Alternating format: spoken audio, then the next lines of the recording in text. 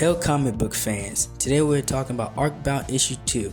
If you like this video, like and subscribe for more because this is definitely a series that I will be keeping up with and talking about on the channel. Now as we go into this story, we're picking up where we left off from the last issue, pretty much in the exact same spot with Cal, and he is trying to find out what is going on.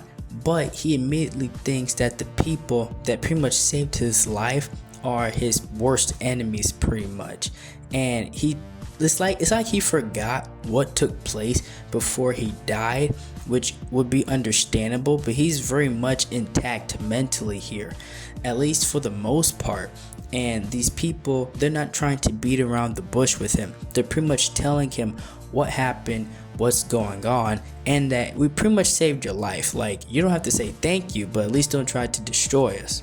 And within this story, we get new characters and new perspectives and aspects of the story, because when we left off from the last issue, he pretty much found out that the people he'd been working for all this time was the actual enemy, and he gives them 5 minutes to pretty much explain themselves. And he's a not completely but different character from the first story, because instead of having the mindset of these people did this to me, I want vengeance and payback, right?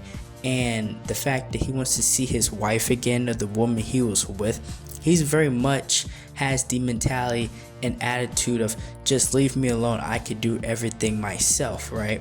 And that's something I find very interesting to twist within the story, that he's pretty much just kind of like done with everything, and he thinks he can just pick up where he left off and try to figure everything out himself. And he's going to find out that he cannot do it alone, that neither side, the people who saved him and him, cannot do this alone.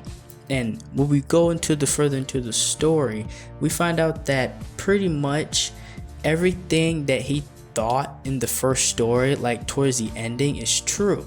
But he just waves these people and he just leaves, right? And it's like, for me, I'm reading this, so I'm like, why would you do that? You would want to listen to these people. These are the type of people you wouldn't want to blow off because they're your only friends right now.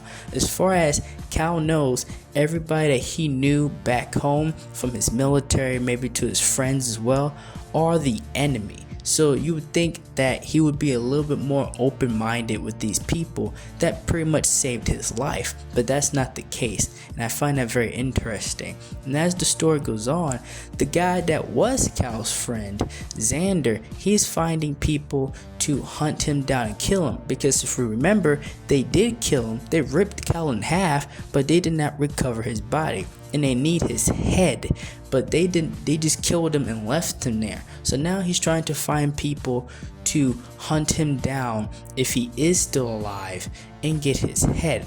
And this opens up for new characters into this universe, and it's done very well, right? But we get this new female character, and she is also an ARC, and we discover what ARCs are in these stories. It's like humans when they get new bodies, and these bodies can do very different things. They're pretty much like alien bodies, but without like the symbiote aspect of like you get in other stories, which is very cool within this story. It's pretty much a new body that can do many different things, and that's what our main character Cal pretty much finds out when he has to save his own life from getting eaten. And within this entire story so far, the art is absolutely beautiful, and the story writing between these characters and the dialogue has been a nearly 10 out of 10 for me. Thank you for watching. That's all I have for this video. If you like my content, consider like and subscribing for more.